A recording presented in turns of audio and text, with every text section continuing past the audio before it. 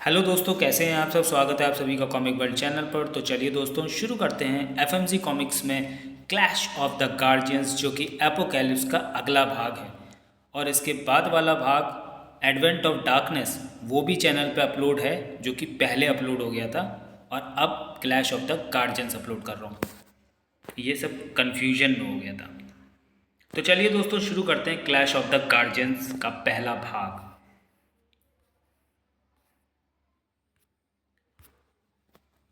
आने के लिए शुक्रिया। आना ही था, खतरा जो इतना बड़ा बताया तुमने। तो शुरू करें। ज़रूर। नाम देशभक्त डिटेक्टिव तिरंगा, कार्यक्षेत्र दिल्ली, हथियार शील्ड और न्याय स्तंभ, काबिलियत तेज दिमाग, crime fighting training, no superpower, खतरे का स्तर लो, कैप्टन अमेरिका का प्रतिद्वंदी। नाम भेड़िया, भेड़िया वंश का आखिरी वंशज, गुल्फानों का वारिस, कार्यक्षेत्र आसाम का जंगल, हथियार एक दैवीय गदा, काबिलियत असीमित बल, भेड़िया और मनुष्य का मिश्रित रूप, खतरे का स्तर हाय, थॉर का प्रतिद्वंदी। नाम परमाणु, कार्यक्षेत्र दिल्ली, हथियार परमाणु शक्तियों से युक्त ड्रेस, काबिलियत तेज दिमाग, आकार को छोटा बड़ा करने की शक्ति, परमाणु रस्सी, परमाणु विस्फोट, 10,000 किलोमीटर प्रति घंटे की गति से उड़ने की क्षमता, ट्रांसमिट होने की क्षमता, खतरे का स्तर हाई, आयरन मैन यानी मेरा प्रतिद्वंदी। नाम डोगा, कार्यक्षेत्र मुंबई, हथियार आधुनिक गन्स, बॉम्ब्स, राइफल्स, काबिलियत निशानेबाजी और जूडो कराटे में सिद्धहस्त, असाधारण बाहुबल, गजब का जुनून, खतरे का स्तर हाई, ब्लैक पैंथर का प्रतिद्वंदी। नाम शक्ति, सुपर पावर प्रकाश की गति से गमन, अपने बाएं हाथ की ऊष्मा शक्ति से किसी भी धातु को पिघलाकर शस्त्र बना सकती है। हिंदू गॉड माँ काली का एक अंश है ये, और साथ ही तीसरे नेत्र की विध्वंसक शक्ति है इसमें। अपनी गति से समय धारा में विचरण की शक्ति, खतरे का स्तर एक्सट्रीम, वंडर वुमन की प्रतिद्वंदी। नाम ध्रुव, कार्यक्षेत्र राजनगर, हथियार स्टार ब्लेड्स, आधुनिक गैजेट्स युक्त बाइक, नर्व गैस कैप्सूल्स, काबिलियत तेज दिमाग, शारीरिक लचीलापन, अपने आसपास की वस्तुओं को हथियार बना सकने की गजब की काबिलियत, पशु पक्षियों से बात करने की क्षमता, खतरे का स्तर लो, बैटमैन का प्रतिद्वंदी। नाम नागराज, कार्यक्षेत्र महानगर, ब्रह्मांड रक्षकों में से सबसे शक्तिशाली, जिसकी शक्ति का न कोई अंत है न सीमा। शक्तियाँ नागफनी सर्प, भिन्न भिन्न शक्तियों से युक्त इच्छाधारी सर्प, काबिलियत रगों में विश्व का सबसे तीक्ष्ण जहर, इच्छाधारी शक्ति, शरीर में असंख्य सर्पों का वास, जख्मों को तीव्रता से भरने की क्षमता, उड़ने की शक्ति, लंबे समय तक निर्वात में रहने की शक्ति, मानसिक संदेश भेजने की क्षमता, खतरे का स्तर एक्सट्रीम, हल्क का प्रतिद्वंदी। इन सब की बाकी की शक्तियों और कमजोरियों की जानकारी आप सबकी फाइल में है। और सुपरमैन, तुम्हारे लिए सबसे मुश्किल काम है। तुम्हें नागद्वीप जाना होगा। वहाँ इच्छाधारी नाग मानव रहते हैं। सब में एक से बढ़कर एक शक्तियाँ हैं। प्राप्त जानकारी के अनुसार वहाँ का सबसे ताकतवर नाग मानव महात्मा कालदूत अभी समाधि में है, इसलिए उसकी समाधि टूटने से पहले तुम्हें अपना काम करना होगा। अब तुम्हें एक अहम शख्स की जानकारी और देना चाहता हूँ। दुआ करो ये बंदा हमारे रास्ते में ना आए। शक्तिमान नाम है इसका। यदि कोई इंसान प्रकृति के 5 तत्वों में से किसी एक पर भी नियंत्रण कर ले तो वो बहुत शक्तिशाली हो जाता है। लेकिन इस शख्स ने तो यौगिक शक्तियों के बल पर 5 तत्वों को नियंत्रित कर लिया है। अब आप लोग समझ ही चुके होंगे कि यह कितना शक्तिशाली होगा। बस इतना समझ लो कि यह अकेला हम सब पर भारी है। मन की गति से विचरण कर सकता है। वैसे तो संपूर्ण विश्व का रक्षक है ये, पर इसका मुख्य कार्यक्षेत्र मुंबई ही है। एक मिनट टोनी, मुझे लगता है यहाँ थोड़ा सा बदलाव किया जाना चाहिए।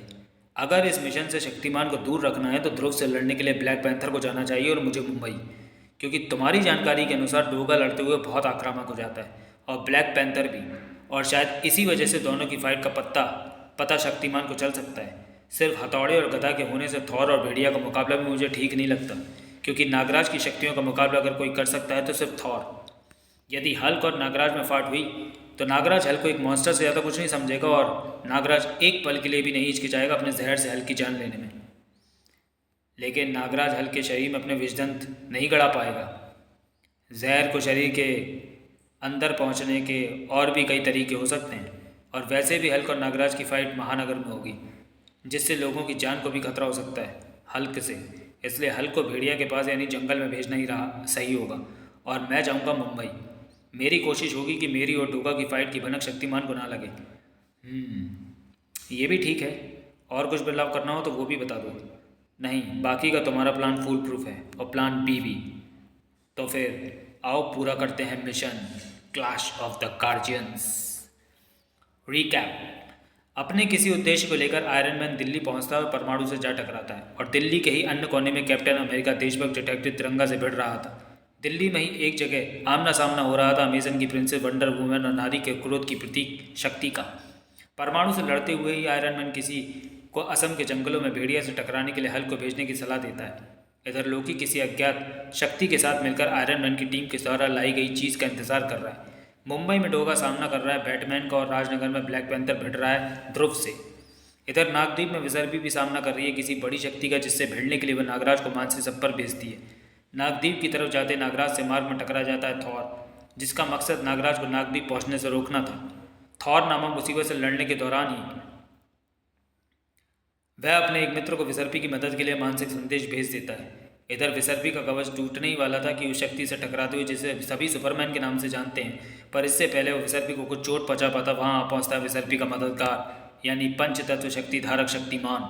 यहाँ तक आपने पढ़ा पूर्व अंक एपोकैलिप्स में। अब आगे नागद्वीप, जहाँ सुपरमैन और शक्तिमान की जंग आरंभ हो चुकी थी।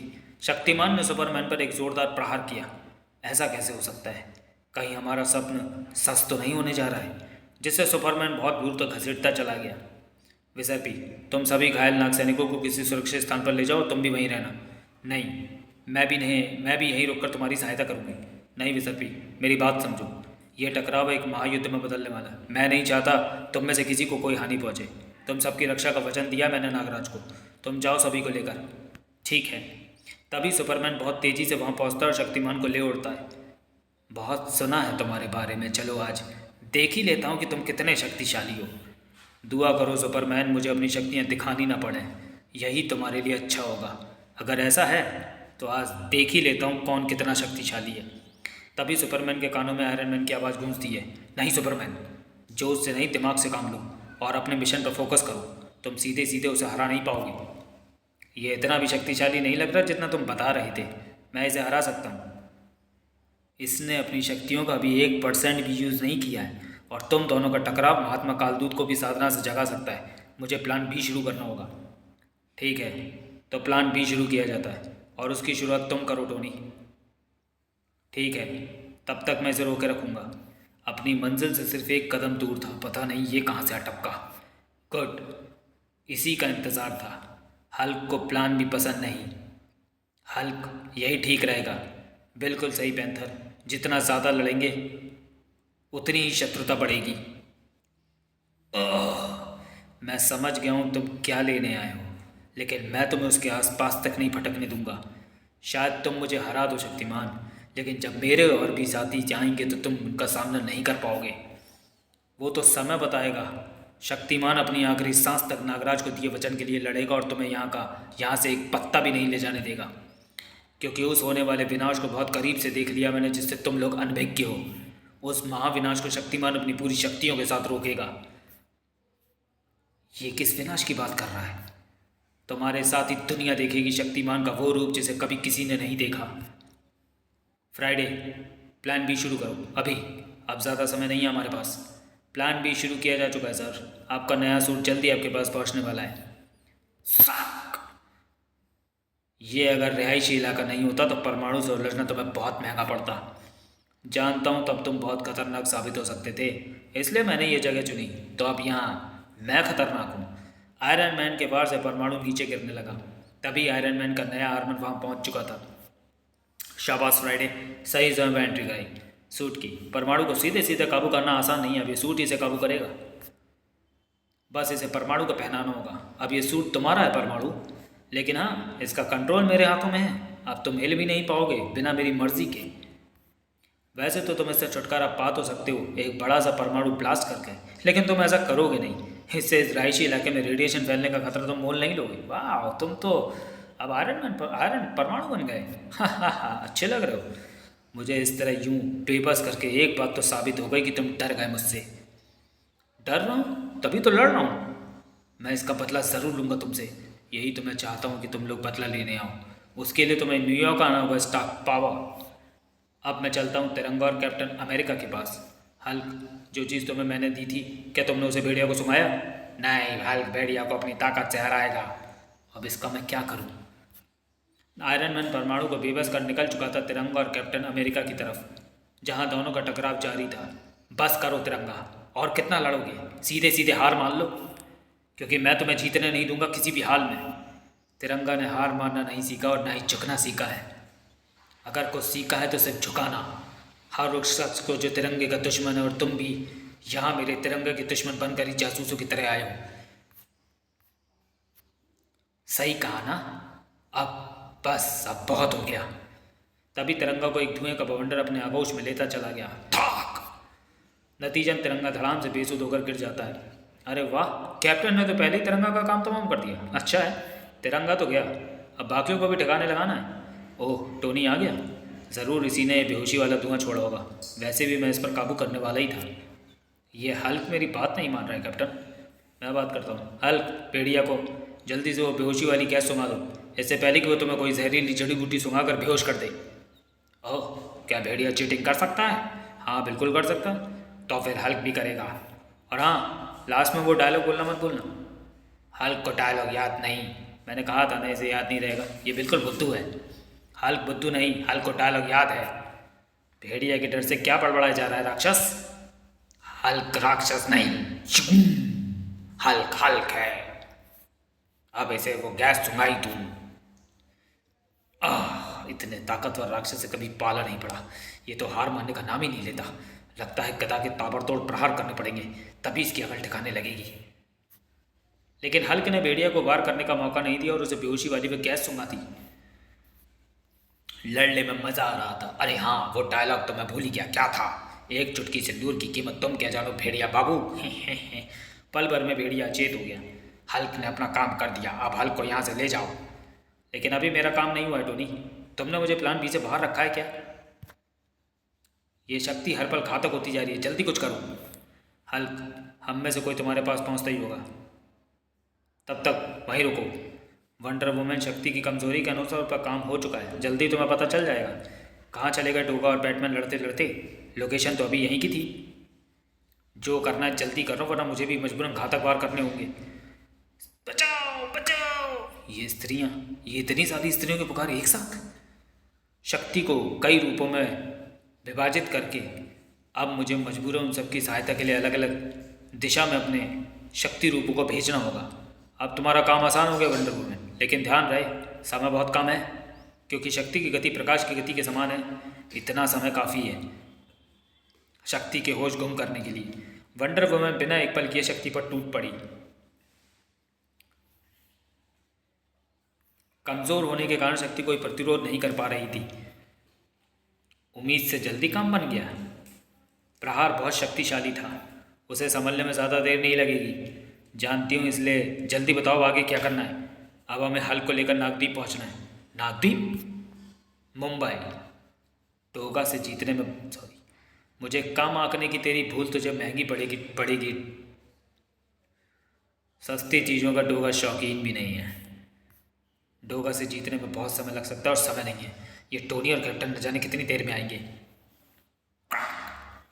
तू मुझसे तभी जीत सकता है जब तू मुझे वार करने का मौका ना दे, क्योंकि मेरा एक पंच तेरे 10 पंच के बराबर है। इतने में कैप्टन अमेरिका भी वहाँ पहुँच चुका था और आते ही डोगा पर प्रहार कर दिया। बाल बाल बचा डोगा कैप्टन की ढाल से। ओह कैप्टन अमेरिका, तुम पीठ पीछे भी वार करते हो क्या? कमाल का फाइटर है। मैंने पीछे से वार किया फिर भी बच गया। माफ़ करना डोगा, अब तुम्हें सुलाना पड़ेगा। आयरन मैन ने बेहोशी का डांट डोगा पर ताक दिया।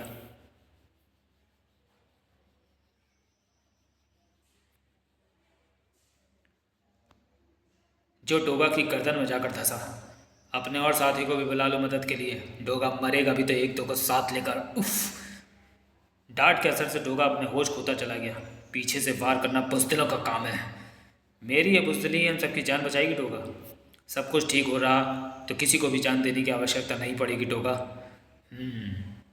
वंडर वुमन, तुम आसाम जाओ और वहीं से हल्क को लेकर नागद्वीप पहुंचना। मैं और कैप्टन भी वहीं आते हैं। और बैटमैन, तुम जानते ही हो तुम्हें आगे क्या करना है। राजनगर। यहाँ ध्रुव और ब्लैक पैंथर लड़ते लड़ते एक बिल्डिंग में जा पहुँचे थे। अब समय आ गया अपने असली काम का। बहुत ही फुर्तीला है ये, उन आतंकवादियों का साथी भी नहीं लग रहा। आखिर कौन हो सकता है? बस इस ध्रुव को किसी तरह उस कमरे में ढकेल दूँ तो काम बन जाए। पर यह काम इतना आसान तो लगता नहीं, क्योंकि ये बहुत फुर्तीला लग रहा है, लेकिन मुझसे ज़्यादा नहीं। मुझ पर कोई घातक वार भी नहीं कर रहा है, ये सिर्फ मेरे वारों से बच रहा है। आखिर चाहता क्या है ये? बन गया काम। ब्लैक पैंथर ने ध्रुव को बिल्डिंग के कमरे में ढकेल दिया। फिर वही कोशिश। ध्रुव, मैंने कहा था ना ये तुम्हारे खिलौने मुझ पर बेकार हैं। हाँ याद है, लेकिन इस बार ये असर करेंगे। कुछ क्षणों में पूरा कमरा आग की लपटों से गिर गया और कुछ भी दिखाई नहीं दे रहा था। अगले ही पल ब्लैक पैंथर ने ध्रुव को बाहर की तरफ फेंक दिया। ध्रुव कांच की उस दीवार को तोड़ता हुआ बाहर जा गिरा। बहुत जल्द टकराने वाला था जमीन से। मुझे पता है ध्रुव, तुम इतनी आसानी से हार मानने वालों में से नहीं हो, इसलिए मैं अपने हाथों से तुम्हें ज़मीन से टकराऊंगा। ब्लैक पैंथर भी वहाँ से कूद गया। तुम्हारी कोई भी चालाकी नहीं चलने दूंगा सुपर कमांडो ध्रुव। आखिरकार ब्लैक पैंथर अपने मकसद में कामयाब हो ही गया। टोनी, ध्रुव का काम हो गया। आगे का प्लान क्या है? तुम अब महानगर जाओ, बैटमैन भी वहाँ पहुँचता ही होगा। मैं और बाकी सब आते हैं नागदीप। ठीक है। क्या सच में ध्रुव हार गया था? शायद नहीं, ध्रुव अभी पूरी तरह होशो हवास में था। महानगर। नागराज, अब तुम्हें पता चलेगा हमें तूफान का देवता क्यों कहा जाता है। कमाल की शक्तियाँ हैं इसकी, लेकिन अब ये करना क्या चाहता है? अब तुम पर थॉर का कहर टूटेगा। तुमसे लड़ने में मज़ा आ रहा था, किंतु समय बहुत कम रह गया हमारे पास। उम्मीद है ये तुम्हें अचेत करने के लिए पर्याप्त होगा। बस अपने प्राण मत गवा देना। थॉर ने नागराज पर अपनी पूरी शक्ति से प्रहार किया। नागराज थॉर के प्रहार से चीख उठा। अत्यधिक घायल हो चुका था नागराज। मान गया नागराज तुम्हें। हमारे इतने शक्तिशाली प्रहार के बावजूद भी तुम अभी तक होश में हो, लेकिन अब होश में नहीं रहोगे। थॉर ने नागराज पर अपने हथौड़े से जोरदार प्रहार किया, जिससे नागराज बहुत दूर जा गिरा। इसे अब संभलने का अवसर देना ठीक नहीं रहेगा। दुनिया का हर तूफान हमारी नसों में दौड़ता है। जीतना तो दूर की बात है, तुम अधिक समय तक हमारे सामने टिक भी नहीं पाओगे। तुम्हारी नसों में दुनिया का हर तूफान दौड़ता है तो मेरे शरीर में विश्व के सभी सर्पों की प्रजाति वास करती है, और उन सब की शक्तियाँ मेरी नस नस में दौड़ती हैं। तुम्हारे देवता और अमरता के इस घमंड को नागराज चूर चूर कर देगा।